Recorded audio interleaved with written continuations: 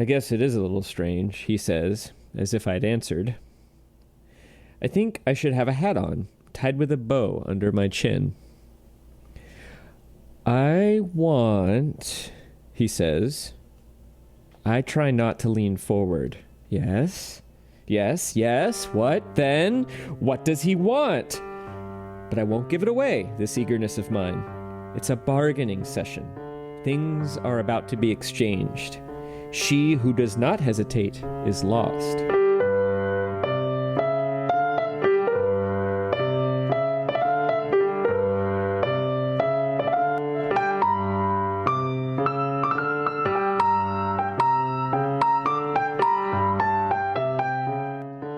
I'm trying to imagine what the Republic of Gilead would have done with the giant hot dog-shaped trucks. I mean, there probably were ostensibly a few still lying around after the revolution. Yeah. You know? Yeah, I would think so. What would you do with those? They probably didn't use the bookmobiles. Well, that's probably what they turned into the birthmobiles. Yeah. So it could have been a bookmobile painted red or something like that. Yeah. Yeah, so you went swimming this afternoon in the ocean. Yeah. That's awesome. I sure did. And I listened to, on my bike ride, I listened to Studs Terkel interviewing Margaret Atwood in 1986, which was totally fascinating. Oh, I bet that was great. Yeah, it was great. It was mostly just to hear them talking, but like it wasn't. I didn't think he did a great job with the interview. Oh, yeah? Because it was just sort of like, hey, now tell me what the guardians are. Tell me what the angels are. Oh, and the Marthas wear green.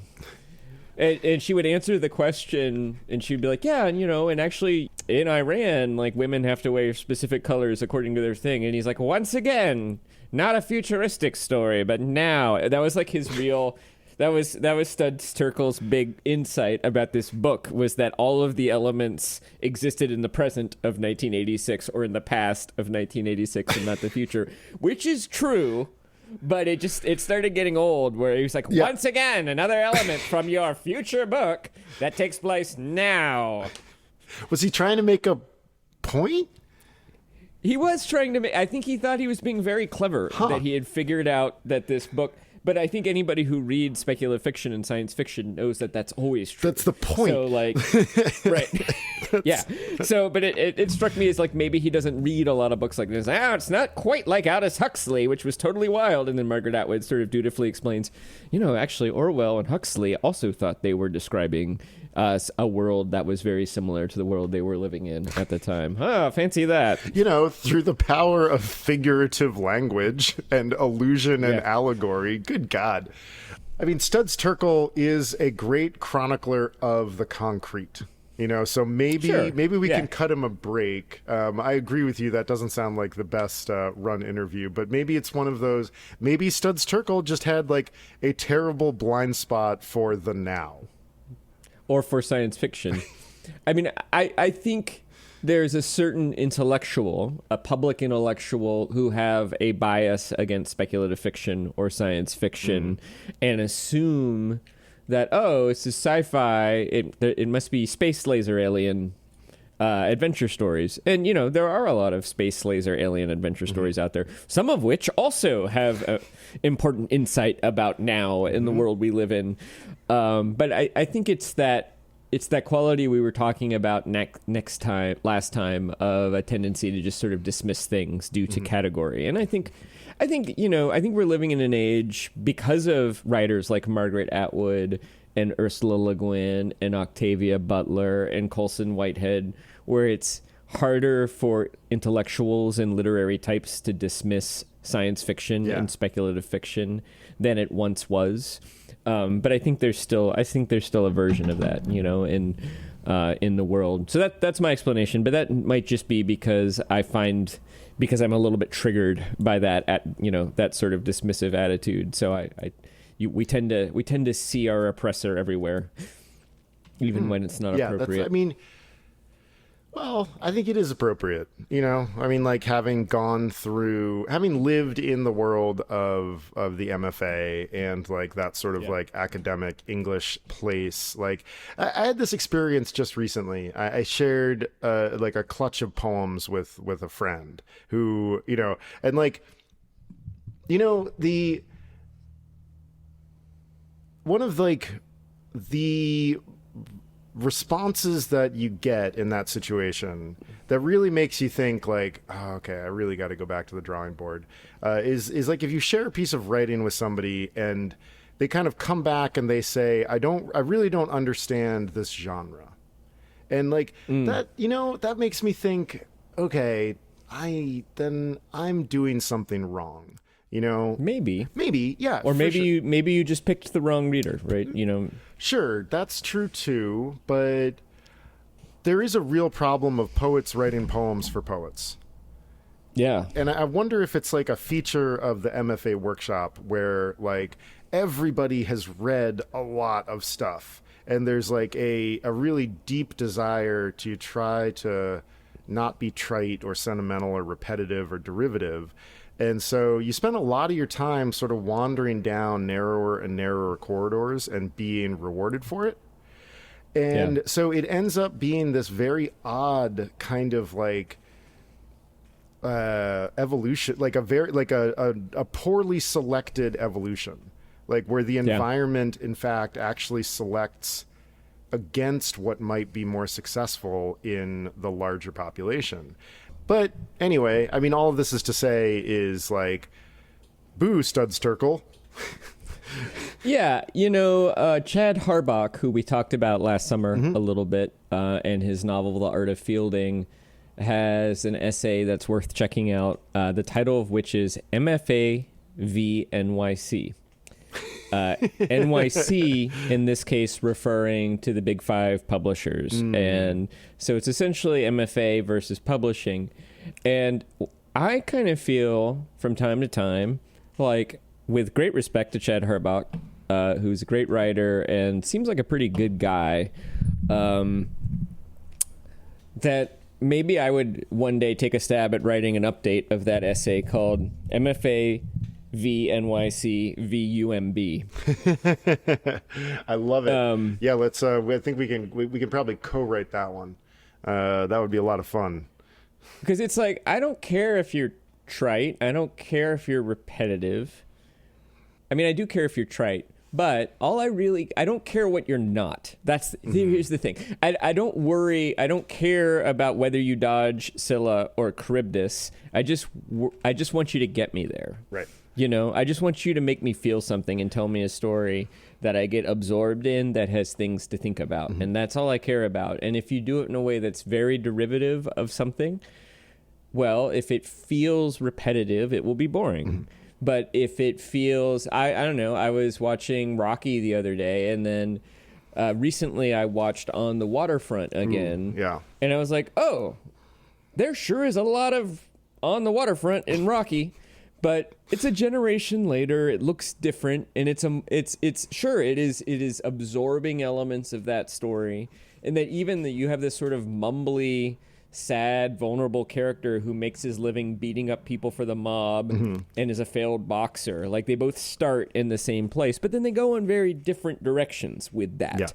Yeah. It's a similar impulse, and also, I don't know. By the time you're into 1977. On the Waterfront is what, like 1954, 1958?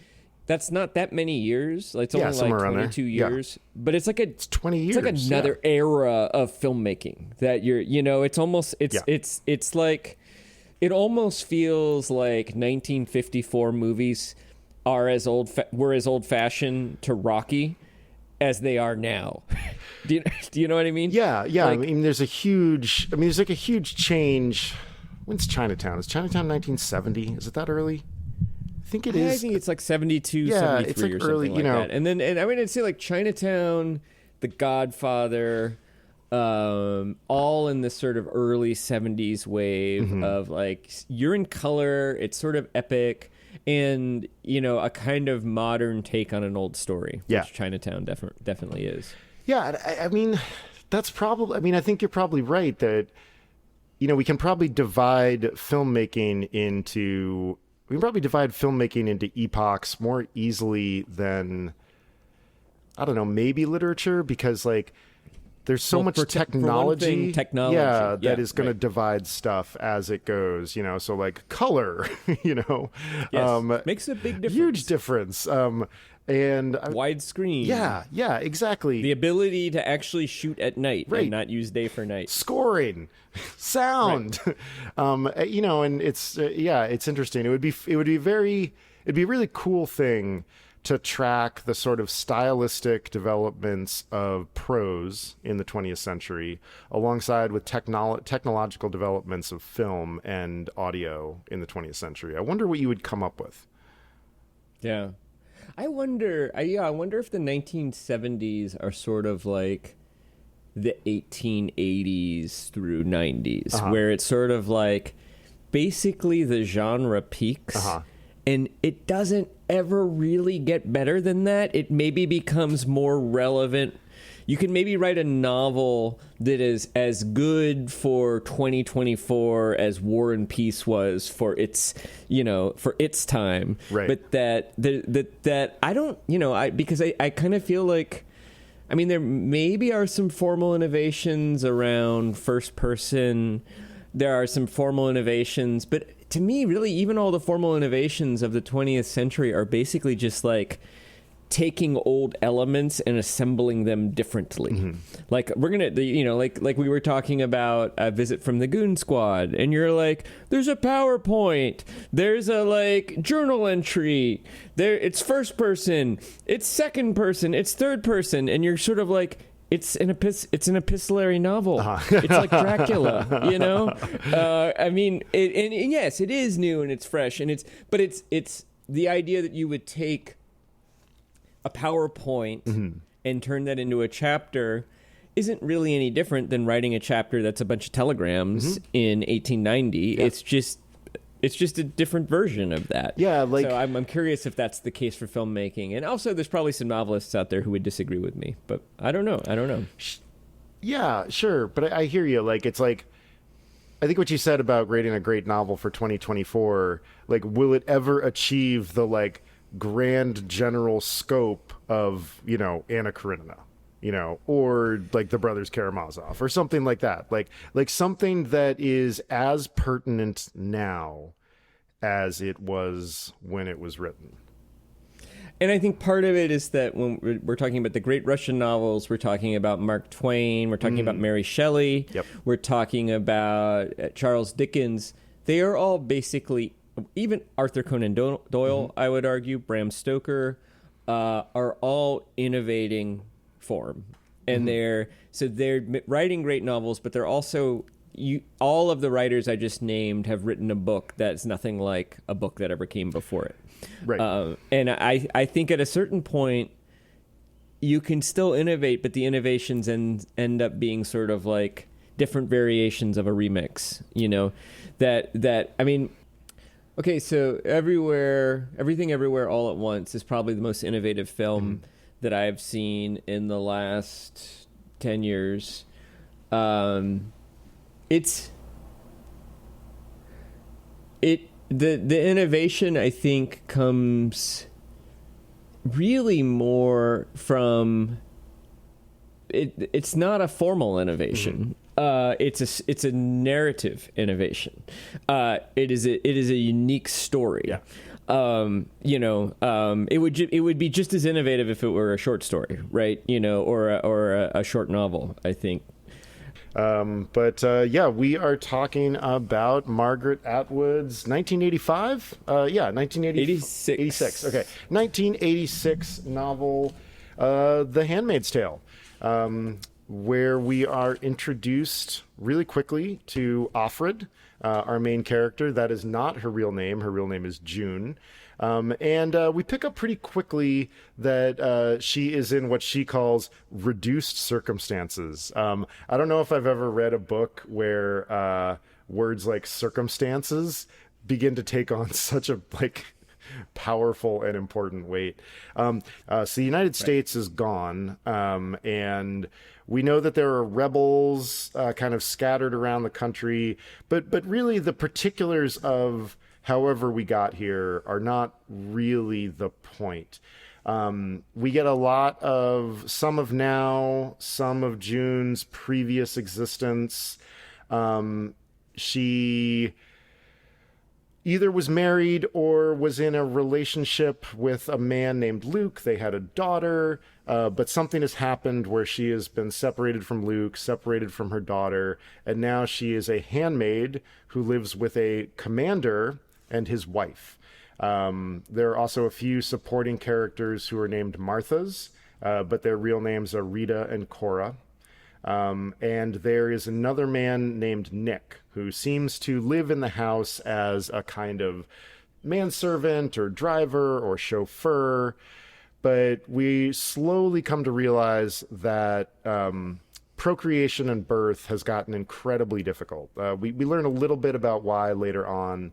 And one of the sources of this revolution has been to take women who are fertile, and they are forced to live as handmaids within the families of men and their infertile wives. And the handmaids are raped every month by the commanders in order to try to get the population moving in a positive direction again. Yeah, that's kind of the broad scope of the scenario that we're in. Do you want to take us through some of the particulars of the first half of the book? Sure. I'm not sure you mentioned this, but the particular authority is a kind of puritanical, religious come military dictatorship. And by the way, my understanding is Offred's name being June is not canonical. That is something that readers have deduced. In fact, Margaret Atwood writes, "Some have deduced that Offred's real name is June, since of all the names whispered among the handmaids in the gymnasium dormitory, June is the only one that never appears again." That was not my original thought, but it fits, so readers are welcome to it if they wish. What a great note, Margaret Atwood. It's always wonderful when the author acknowledges their intent and then also acknowledges the place for the reader. Sure. Yeah. And so for some reason, my own, I will continue to refer to him as Offred or the speaker. Cool. For that reason. But Margaret Atwood says you're allowed to call her June if you want to. Well, let's call her Offred for the sake of ease of conversation and understanding by our listeners. Although presumably she had two other names because this is the third commander she's been assigned to.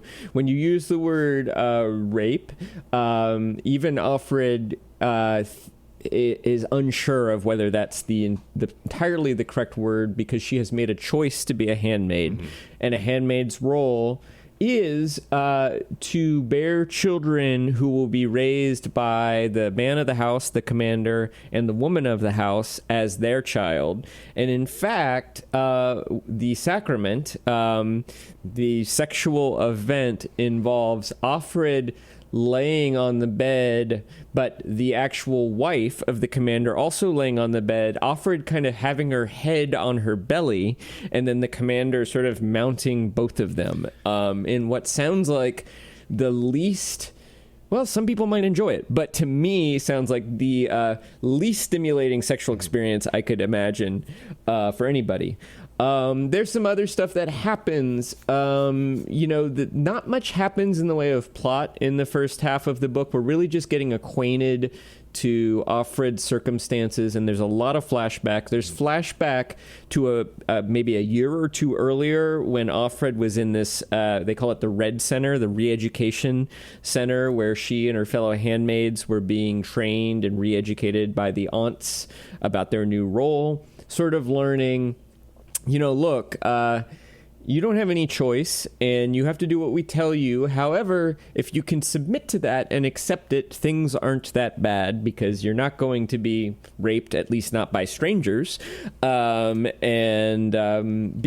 men are also subject to a very harsh penalty for any kind of sexual activity outside of marriage, and you will be quote unquote safe. Women are not allowed to read. They are certainly not allowed to to, express any criticisms of the men or the greater society. It's very dystopian.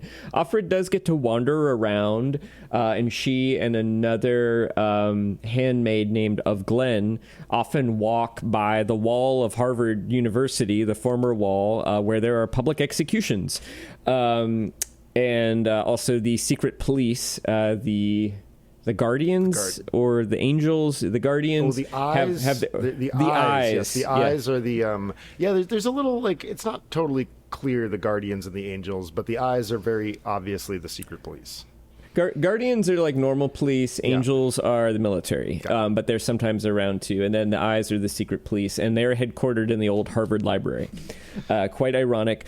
We see a birthmobile, which is some kind of van or truck, comes and picks up Offred and all the other handmaids, and they collectively support one of their number who gives birth to a baby, who is then promptly handed over to the mother, the wife of that handmaid's particular household.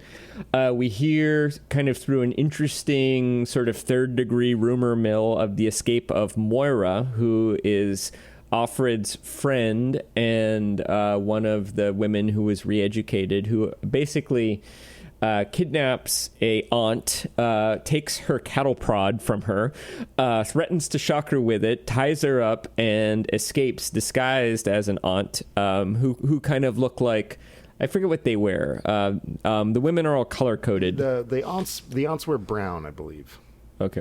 So she dresses up like somebody she's not, and she escapes. And then towards the end of the first half of the book, there's this sort of strange build-up where Offred becomes aware through Nick, the servant and driver, that the commander wants to see her, which is forbidden. But after the birth, Offred is curious, and she also doesn't want to disobey, so she shows up at the commander's office late at night, and a sort of affair is conducted in which they play Scrabble. Which is just so wonderful. Like, it's one of those details that really works. It seems illicit in this particular setting, but it is totally illicit because they're not supposed to be fraternizing or interacting at all, and B, women are not supposed to read at all. So it is incredibly illicit. And if Offred were caught, she would probably be killed. Yeah, and the words that they choose, one of the words is zygote. It's just a wonderful moment, which would be, that is a very good Scrabble word. And larynx? Larynx, that would be amazing. That wouldn't be funny if they were like, we also played Ziziva, which is the legendary 2Z's Scrabble word. It's 8 letters long. You need to park it between 2 other trees. That would have been hilarious, but probably too much. And that pretty much takes us to the end of our section. I mean, I think the other thing there are just a number of flashbacks to the before times. Yeah. Offred is 33, and so one sense is that, she went to college somewhere in New England, and then pretty quickly met this guy, married him, and I believe they had a child, or child came to term but was taken away from her during this revolution of the Republic of Gilead. Probably when the daughter is around 5. It's interesting reading this and listening to it, because there are some sections that seemed to, in the listening, just go on forever. And then when I read it, I'm like, oh my God, it's a very short section of the book. But that is sometimes the nature of it. Let's see. One thing I wanted to add, yes, Offred has a choice, but the other choice is to be sort of shipped off to what's called the colonies. It's not like your dream job being a handmaid, right? You get shipped off to the colonies where you do manual labor or possibly get poisoned by something, spent nuclear waste or something like that. Yeah. And part of the reason that there's such an obsession with births is that birth rates have fallen. Many men and women are sterile, and birth defects have risen too. So, and actually, Offred's kind of in trouble. If she can't make a baby with this commander, she probably ends up in the colonies too. And your title at that point is an unwoman. I was hoping to start with a reading. Yeah, I think that's great, because I saw yours and was like, oh, great! I can jump in with my comments. Great. So this is the very first page, basically after the dedication and the front matter. I'm going to read the first two paragraphs, and then as I'm reading, my question for you as you're listening is, what in the course of the first two paragraphs do we learn about the reality that this character is in? What do we learn if, we're starting from scratch? And this is presuming you haven't read the back of the book, or you haven't read a synopsis. We slept in what had once been the gymnasium. The floor was of varnished wood, with stripes and circles painted on it, for the games that were formerly played there. The hoops for the basketball nets were still in place, though the nets were gone. A balcony ran around the room for the spectators, and I thought I could smell faintly, like an afterimage, the pungent scent of sweat, shot through with the sweet taint of chewing gum and perfume from the watching girls. Felt-skirted, as I knew from pictures.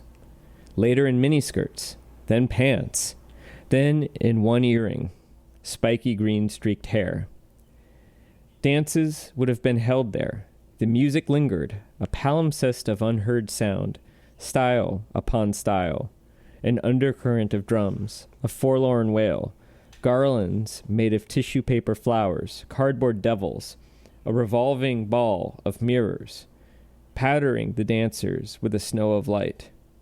There was old sex in the room, and loneliness and expectation of something without a shape or name. I remember that yearning for something that was always about to happen, and that was never the same as the hands that were on us there and then, in the small of the back, or out back, in the parking lot, or in the television room, with the sound turned down, and only the pictures overlifting flesh. Yeah, this is a great exercise of like, okay, so if you do your best to remove your understanding of what's going on in this novel, so like let's subtract that you've seen the show or read the back of the book or heard a synopsis or something like this. What powers the sense of dread that runs through these two paragraphs? I bet if we did like a real close reading, words like shot through, spiky, the fact that the nets are gone, you really pick up this sense like of, okay, things have changed. We slept in what had once been the gymnasium, the games that were formerly played there. So, okay, this is a world where games aren't played anymore. The hoops are still there, but the nets are gone. Everybody knows playing basketball without a net sucks. And then things like using the word palimpsest, which is, that's a big 10-cent word, but is absolutely perfect for what we're talking about here, which is like just kind of the faint afterimage of information, of something before. And, she's picking such a great thing because it's a nostalgia that most of us are going to remember. Like you pick, this sense of like a high school or a middle school dance. But the diction in here, the words that she's picking and sort of lacing through that nostalgia also carry a real trembling sense that like something is wrong. And that really comes around with that second paragraph. There was old sex in the room and loneliness and expectation of something out of the shape or name. I remember that yearning for something that was always about to happen and was never the same as the hands that were on us there and then. I mean, like, that's what it's like to be 13 or 14. And the reason why this works so well is that there are going to be other hands on this narrator that have a much darker amount of control. And I think one of the remarkable things about this book is that every time you think that Margaret Atwood is heading in a direction of a very outright judgment of what's going on here, she balances it with something else that makes you think, And that's living in these two paragraphs. Yeah, I mean, the pictures flickering over lifting flesh is just great. I mean, I think you get all the themes of the book in those first two paragraphs. And I also, my recollection is, this is my second time reading it. I think the first time I read it, I think someone had told me it was good, but didn't tell me what it was about. And I think I basically had the scenario in those two paragraphs.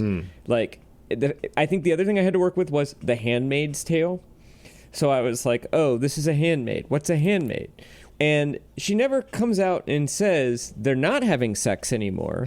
She never comes out and says there are no more gymnasiums. There's no more high school.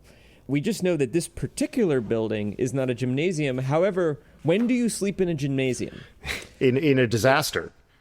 In a disaster, right? That's the only time that you end up in a gymnasium. Or a high school lock-in, maybe. Yeah, okay. Like before the pep rally, perhaps. But generally, if you're sleeping in a gymnasium, something has gone terribly wrong. Yeah. And so all these things are gone. And I also think because we're talking about sex and flirtation and hope, we also know that those things don't happen, at least not in the same way as they used to anymore. So I have this now I might be mistaken, but I think the first time I read it, I was like, oh, this woman is living in an authoritarian religious society and she's in a re-education camp. I think I got it in those first two paragraphs. And I think the title helps with that. And even the cover art where you see these two women who look like nuns. Famous cover that's been reprinted multiple times with like different variations of the original cover art. Oh, really? I don't know that story. I'm gonna have to look that up. That's interesting. Well, I mean, I've just seen it. You can here's the image that I have on my edition. But if you Google image search for The Handmaid's Tale, you see this variations of this image, but with like different coloration or different shading. I don't know if it's the same image that's been reprinted or if it's a different version of the same image, or maybe it's a detail from some like medieval, like Hieronymus Bosch like thing that's been blown up or something. I don't know the story of the cover art. It's great. I mean, it's very effective. I mean, the shadows on there look like devil horns. And I think that is probably very intentional. And the women look very lonely as well. They look like it looks like the entire world is brick or a plain ground and repressed women going shopping. Yeah, and that wall could be the edge of a firing wall or a prison or something like that. It's got a lot of Giorgio de Chirico in it, like light source off to the side, big long shadows, loneliness, and I think that, you carry that cover art into that. But I mean, those first two paragraphs sit in that same, like we're in high literature. This is a very good upper middle brow book. We are in high literature, but the highness is a little hidden, and like Francine Prose would have just such a field day. I feel like I could read these first two paragraphs and it would be like a lot of reading like a writer, where she does this amazing job of walking you through paragraphs and like pulling out the threads that achieve the effect that the author is after. And, I mean, like, it just keeps going in this very readable and very high literary, mode for, the first half of the book, and I'm sure for the rest of the book. I think we can't talk about this book without the beginning, and that's my question for you is, like, when do we actually begin hearing details about the actual things that went on? Like, how long does that take us? Like, and I don't need an exact number, but in just your kind of readerly memory, was it right away? Was it some ways in? Was it like, when did you start being like, okay, I'm getting some details about what happened? I'm going to look at this chapter for a clue, but I promise you I won't flip through the whole thing. I'm just trying to remember. My recollection is that, and in fact, I'm now seeing it in like the third paragraph, you start getting details like the lights were turned down but not out. Aunt Sarah and Aunt Elizabeth patrolled. They had electric cattle prods slung on thongs from their leather belts. No guns, though, even though they could not be trusted with guns. Guns were for the guards, specially picked from the angels. even all that, you get, okay, wait, there are older women who are in charge of the younger women. The older women have cattle prods, but not guns, because only men can be trusted with guns, and the guards are called angels. You're already getting like religious paramilitary dictatorship just there. And then in terms of what happens, the details are incredibly sparse, but it's okay that they're sparse because none of them are unfamiliar to any student of history. Sectarian warfare. At one point, we learn that the people who are rebelling are the fundamentalist Baptists in the South. Like Jerry Falwell is fighting against this. And you're like, wait, I would have thought that this would have been the world that Jerry Falwell wanted to create. But then we learn, no, this is New England. These are the descendants of the Puritans. So my sense is you start getting those details very quickly, but always in little dribs and drabs, such that by the time you're roughly through... We read half the book. I would say by the time, and that was 25 chapters. I would say by the time you're in chapter 10 or 15, you kind of got it. You sort of understand what's happened. You know, the old government has been overthrown. I think you get a lot of it when we meet the commander's wife, a.k.a. Serena Joy. Serena Is that Joy, her name? but her real name is Pam. Pam, right.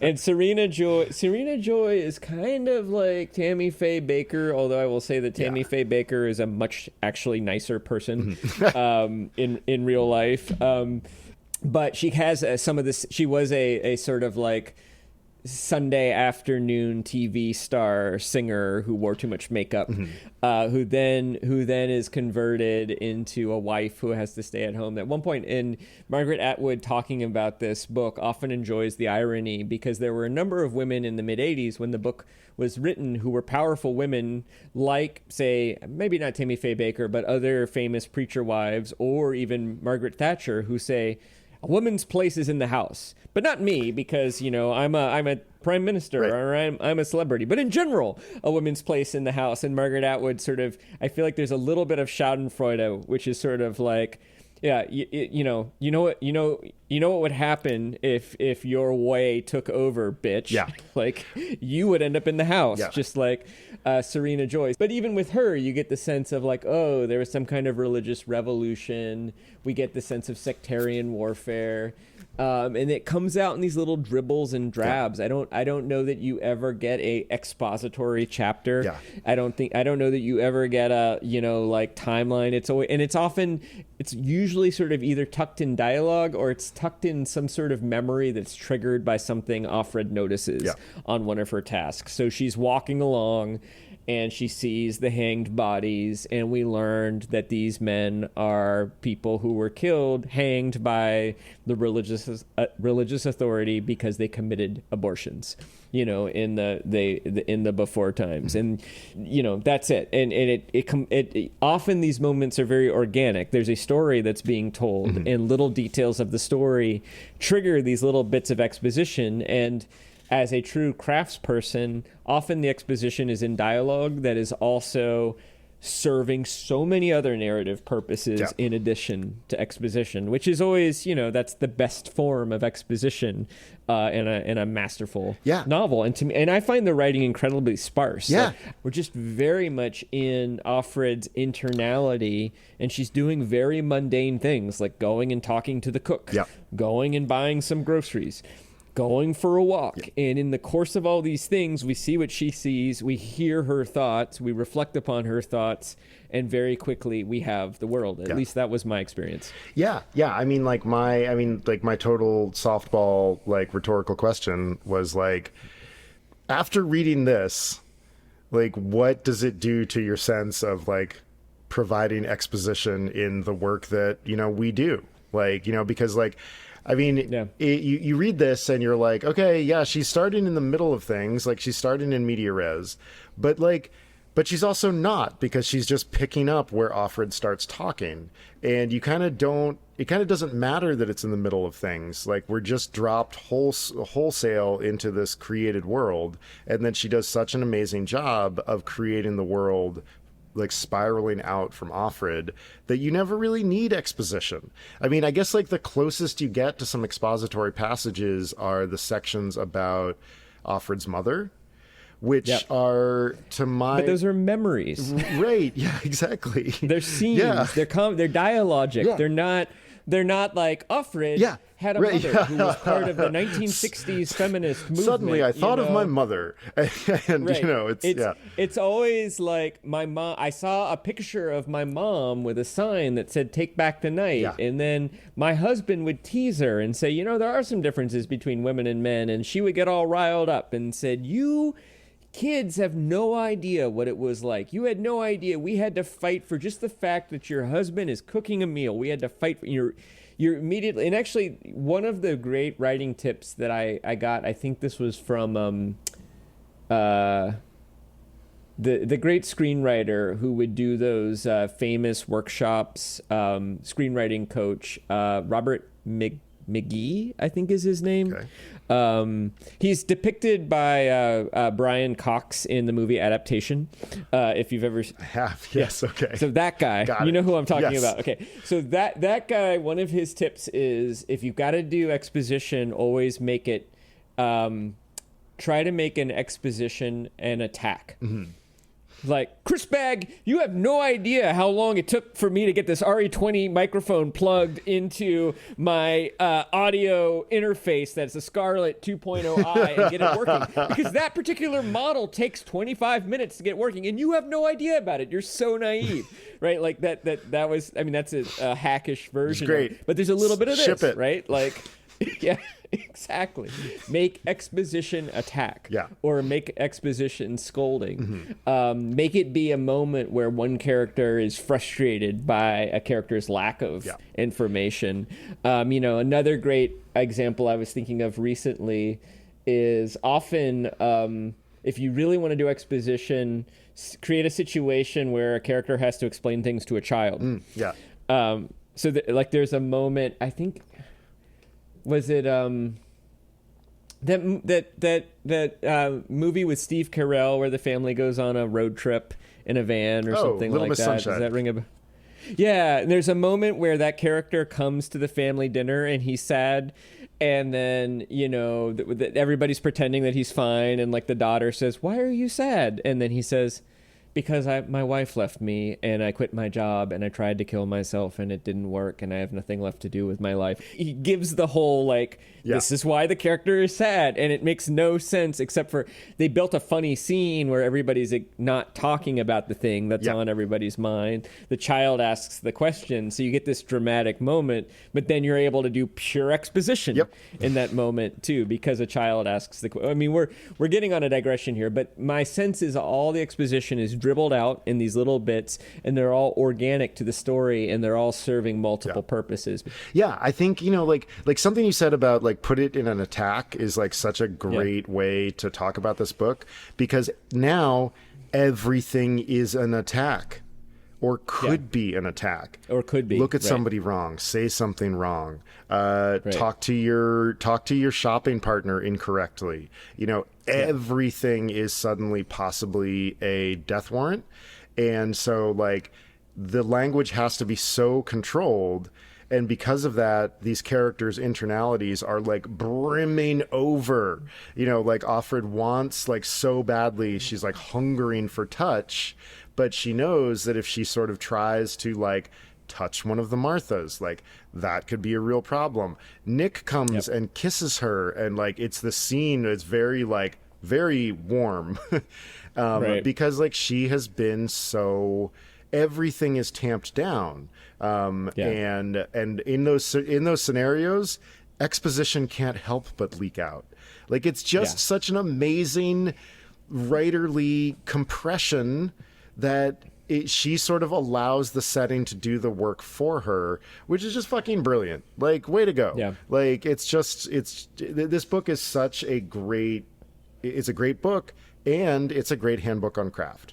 Not surprisingly, she wrote this novel in the year 1984 and then finished it in 85. And she was living in Berlin near the Berlin Wall at the time.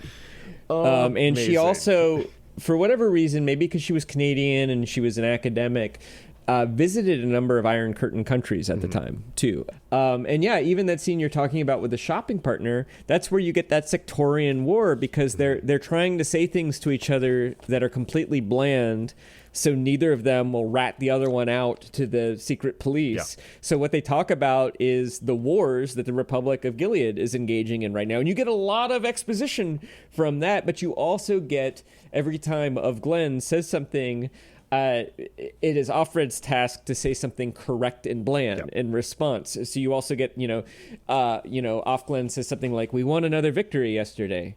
Blessed be. It was against the Baptists. We smoked out their stronghold in the Blue Ridge Mountains. My soul is happy to hear it." Yeah. And so you both get the sense of the way they have to talk to each other in this guarded ways, but then you're also sort of like, wait, they're fighting the Baptists in the Blue Ridge Mountains. They're fighting against Jerry Falwell right now. Yeah. Like that's very strange, and it sort of makes sense. I would like to do my next reading, which is towards the very end of the passage. Awesome. I started with the very beginning, and this is near the very end. This is when Offred has entered the commander's study. He's this middle-aged guy. She is terrified, but also wonders if she might be able to get something out of this. Offred does want to get pregnant, because then she won't be killed, essentially, or sent to the colonies. Yeah. And she also kind of wants to escape, which means she needs intelligence, so she needs power. And so she wants good circumstances. So if she can get on the commander's good side, she's willing perhaps to have an affair with him, but she also... Well, you'll see how she characterizes it. So he's sitting in his chair. He's got this great, I imagine these leather mid-century Eames chairs is what the commander is sitting in. Mm-hmm. He's got this nice office in this Victorian house, and the commander says, and she's come in and she sat down on the chair, and he says, "You must find this strange," he says. I simply look at him. The understatement of the year was a phrase my mother used. I feel like cotton candy, sugar and air. Squeeze me, and I turn into a small, sickly, damp wad of weeping pinky red. I guess it is a little strange, he says, as if I'd answered. I think I should have a hat on, tied with a bow under my chin. I want, he says. I try not to lean forward. Yes, what then? What does he want? But I won't give it away, this eagerness of mine. It's a bargaining session. Things are about to be exchanged. She who does not hesitate is lost. I'm not giving anything away. Selling only. I would like, he says, this will sound silly, and he does look embarrassed. Sheepish was the word. The way men used to look once. He's old enough to remember how to look that way, and to remember also how appealing women once found it. The young ones don't know these tricks. They've never had to use them. I'd like you to play a game of Scrabble with me, he says. End of excerpt. What made you choose Was there ever so much drama laden in the proposition of a game of Scrabble in the history of the world? No, I don't think so. I could imagine this entire novel as a drinking game one night where someone was like, "Margaret Atwood, you're a pretty good writer. I want you to write a novel in which the most dramatic thing that happens is somebody asks somebody else to play a game of Scrabble." She's like, "You're on." Challenge accepted. Challenge accepted. Yeah. I mean, it's so good. And it's made good by... Okay, so there is it's not dramatic irony because we don't know what the commander is going to ask. But there is a disconnect. It is suspense. Right. There's a disconnect between what Offred is expecting and what we eventually learn. But then there's another flip-flop where you're like, well, actually, in this particular setting, like, Scrabble is pretty high stakes because, like, if they catch you, you're dead. And it just is another trait of, like, this topsy-turvy world where most of the things that we are familiar with have been inverted in such a way that the mundane becomes dead serious. And a game of Scrabble is something that you can bargain for your life over. And it's perfect. And she then she flips us again. She gives us like a suplex at the end of the chapter when then the commander says, I would also like to kiss you. And now we are really walking dangerously tonight. Although, like, at this point in the way Offred treats it too is sort of like after the game of Scrabble, like that's actually like we're really not going any deeper than we already have, you know, and that's kind of what she was expecting all along and prepared for. I mean, I would argue it is dramatic irony because you're expecting, you're expecting something more transgressive apparently to us, you know, than Scrabble. But then what you realize is Scrabble is as transgressive as anything you could think of in this world.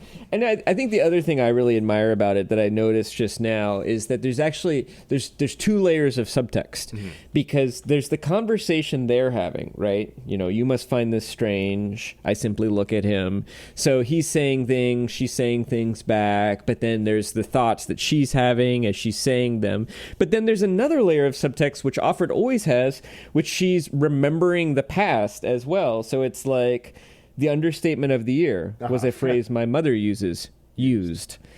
And then also the thing about this will sound silly. And he does look embarrassed. Sheepish was the word, the way men used to look once. He's old enough to remember how to look that way and to remember also how appealing women once found it.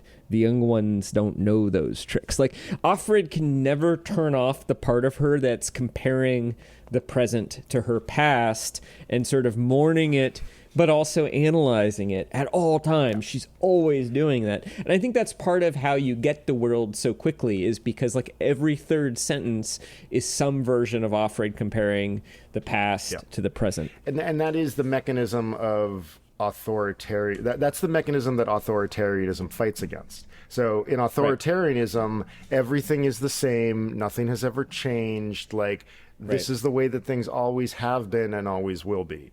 I heard a very funny clip recently about watching soccer in North Korea, where instantly after Korea goes up 1-0, the feed is killed. And so, like, that's it. The game is over. North Korea has won.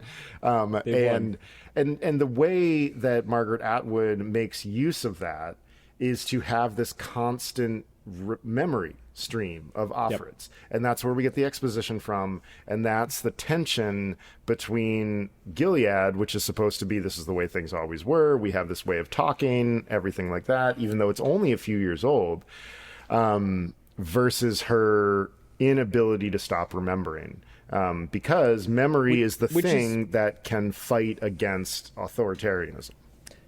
And it's how Offred stays sane, you know, and it's really her only form of resistance is memory and remembering these things too. In one sense, is she does it naturally. For her, the challenge is suppressing it so nobody suspects that she's constantly doing it. You know, for others, there is this moment where I think it's Aunt Lydia says, like, you know, the mundane or something like that. We're used to, the normal is just what we're used to. And this all seems rather abnormal to you right now, but don't worry, girls. It'll soon seem normal, which is true. And fortunately for Offred, not entirely true and chilling all at once. Yeah. This is, if you want to teach writers to show, don't tell, or to earn your tells, this is the place to go. Yeah, I mean, well, that's the other thing that's masterful about this book, too, is that pretty much all the characters are in violation of the rules, right? Like, Serena Joy I forget if she smokes cigarettes, but yeah, she smokes. Yeah, and so does Nick, and the commander is having this affair, and all of the handmaids have this kind of whisper network with one another, and so do the Marthas, and it's like everybody is subject to the rules, but everybody also finds little small ways to break them. They're big ways to break them, but they're small ways that would probably. They wouldn't necessarily lead to your death, but they might lead to, I don't know, like a flogging or a pillorying or something like that. Or something done to your feet. The feet is where they start. The feet is where they start. And then your hands, because you don't need your feet or your hands to do what you're needed to do in the society, which, oh my God, feet and hands are, like... not only incredibly useful in real life, but for the entire literary history of the world, feet and hands represent agency. Totally. Yeah. Well, I think at one point, Offred says, "We're just walking wombs." Yeah. Oh God. It's a hard book. I mean, it's a great book. It's amazing. What a feat of imagination. I have a wildly speculative question that you could dismiss with a no. Or just like, I think you're reaching here, Chris. We've read a lot of dystopian or post-apocalyptic fiction, and some by writers who identify as men, some by writers who identify as women. Do you detect a difference in the post-apocalyptic visions that you could separate by gender identity? Do you think there's something that... Is there something that you see in the visions of The Arrest and The Illusionist and Project Hail Mary, The Forever War, Parable of the Sower, this book, The Fifth Season? Dude, Android's Dream of Electric Sheep? Yeah. Do you see a difference in not just the vision, but the way the vision is revealed to us?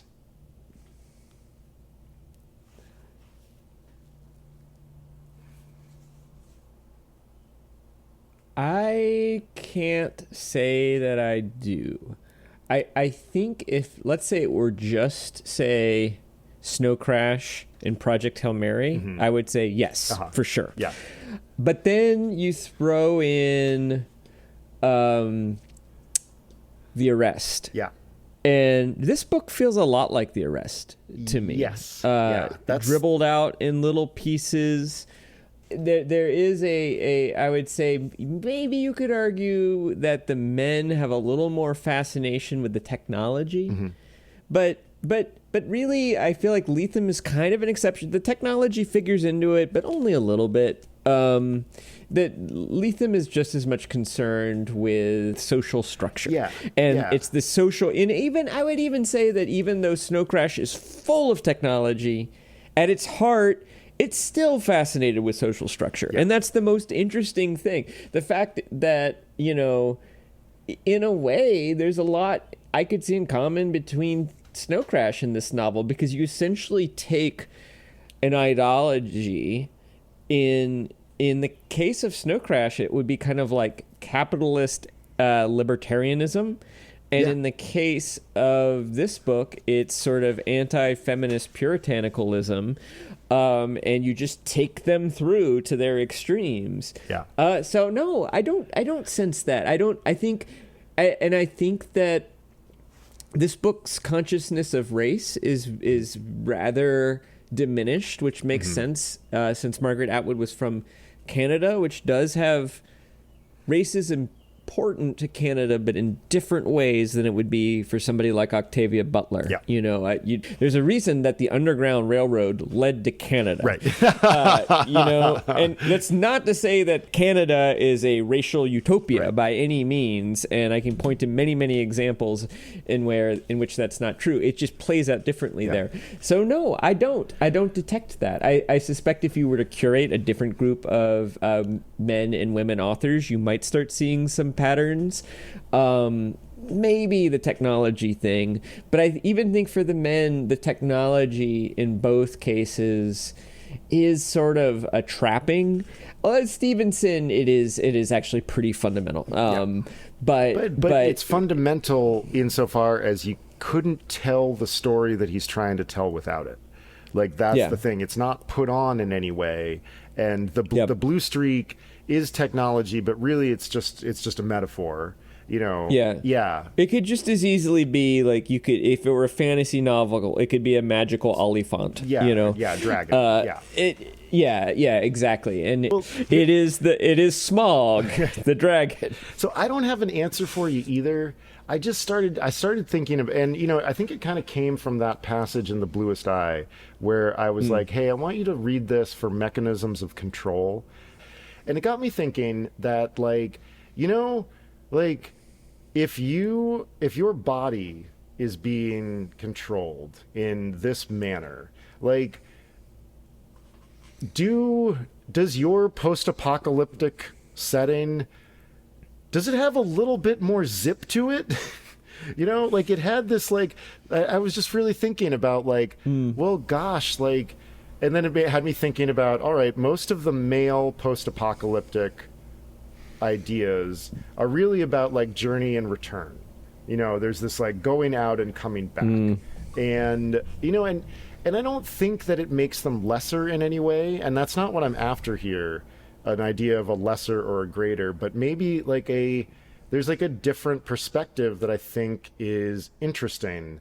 And I'm just wondering, I'm like, yeah, like, is there something about, and it got me thinking about the post-apocalyptic settings that we've read by female identifying writers. And even though the parable of the sower is also at least a going out, that's not really the point. And the fifth season is a going out, but it's always much more about control in a way that I feel that the male identifying stories are a little bit less about control.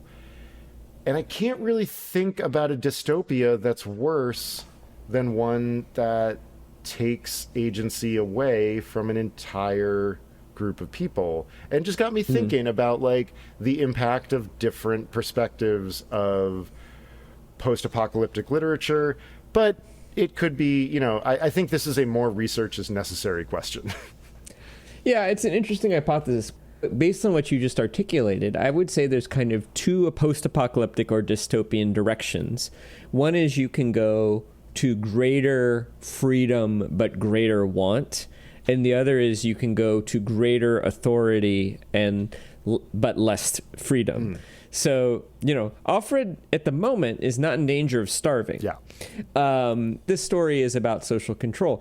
And, it's interesting because if I have read dystopian or post-apocalyptic literature, to the degree that I have read that kind of literature, it's usually more about a collapse and people living in a more anarchic world where the institutions have weakened. And that's Parable of the Sower. That's The Arrest. Snow Crash. That is Snow Crash. That's also the California trilogy, the Kim Stanley Robinson, at least the first one which is called The Wild Shore, which I was rereading recently.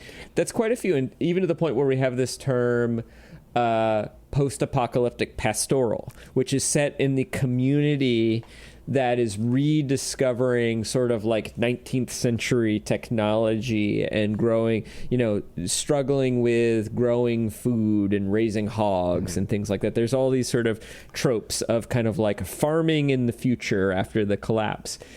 This is very much not that. It's about the state, if anything, becoming stronger, at least within the sphere that our characters inhabit. And that's different. It's, a book that I've read that would be great for our podcast. Lindsay Lajoie does not like it. Is The City in the City by China Miéville. Do you know that book? No, I don't. I think I'd love to read it, and I'd love to not tell you what the premise is.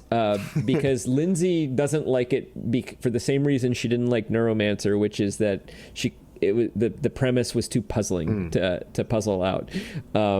But I think that would be a great one. But yeah, I think I agree with you. Worthy of further exploration. Yeah, I think it's an interesting idea. I think there's something there, but this podcast can sometimes be the laboratory for our half-baked ideas.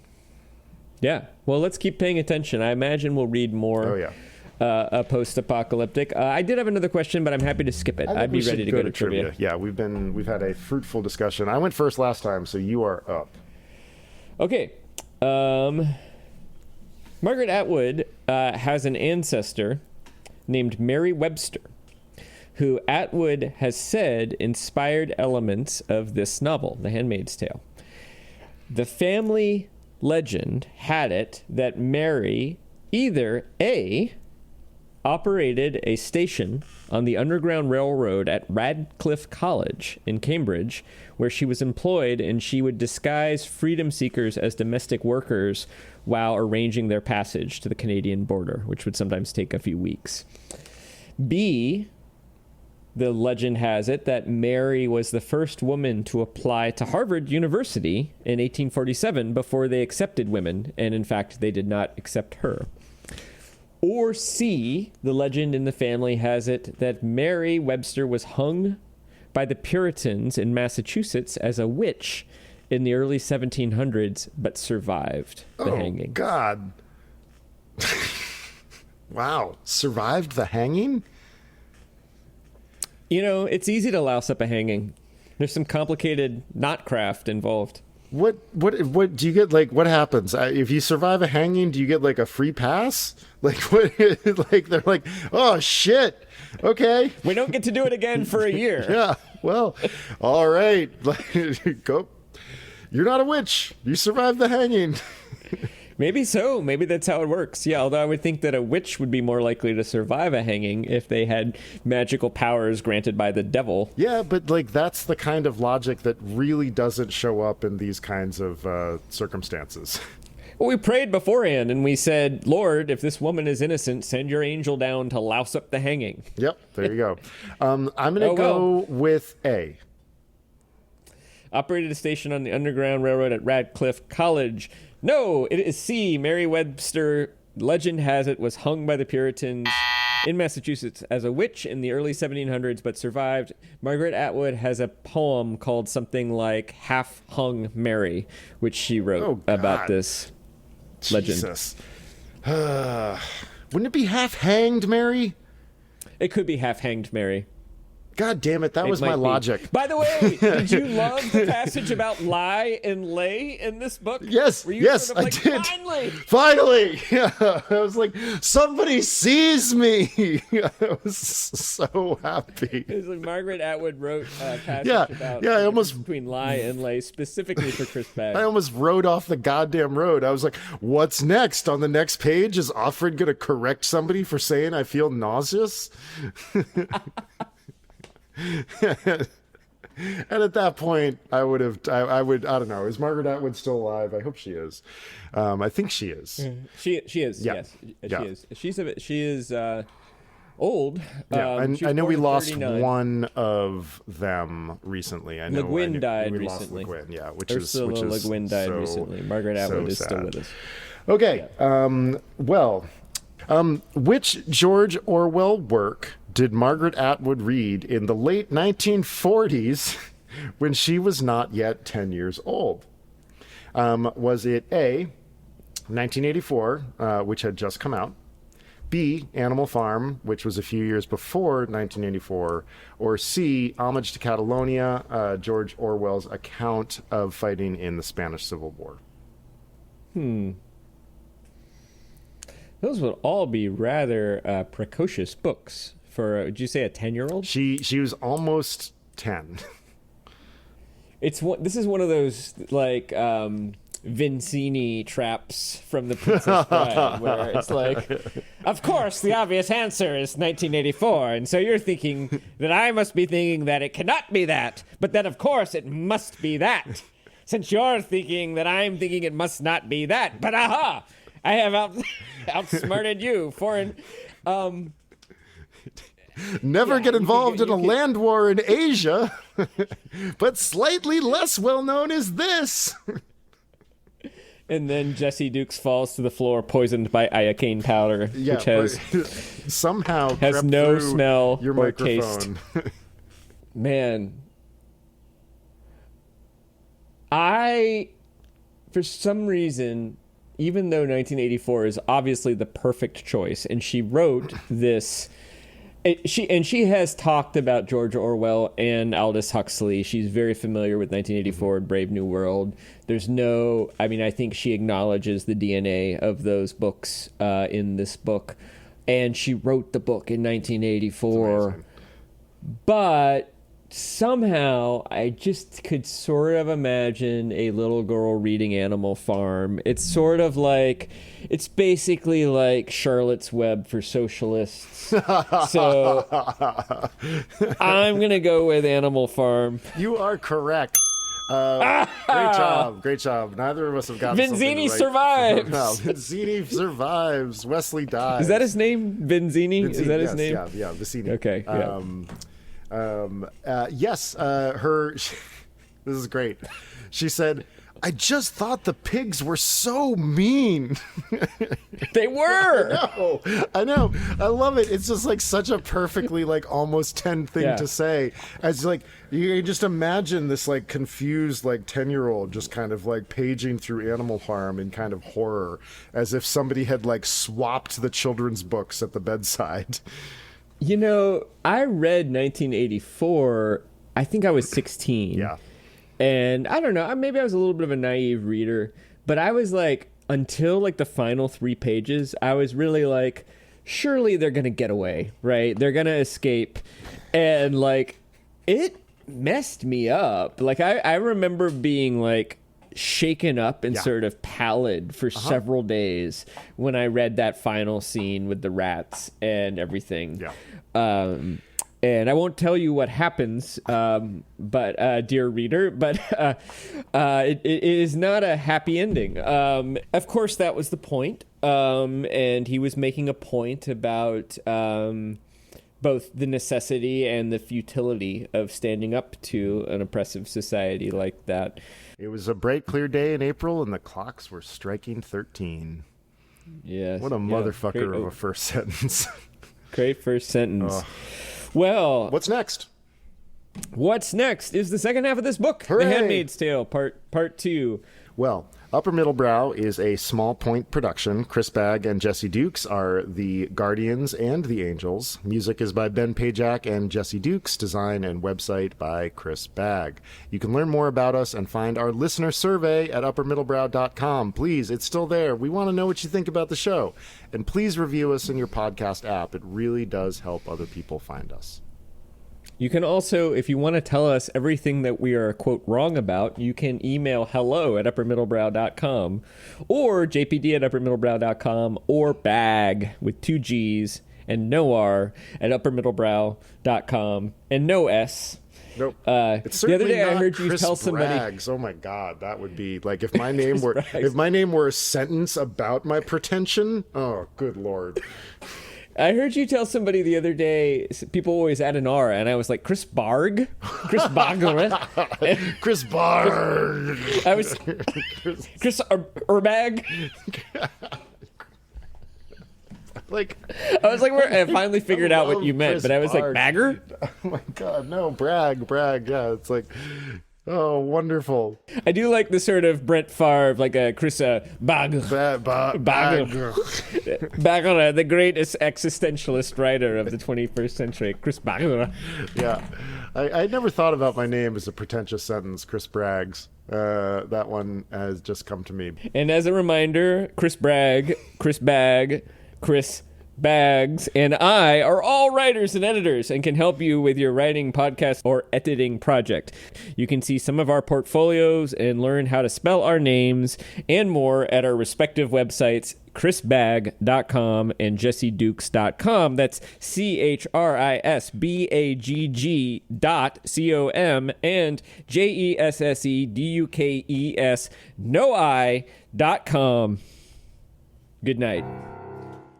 Thanks for listening, everybody, especially to that last part. For the record.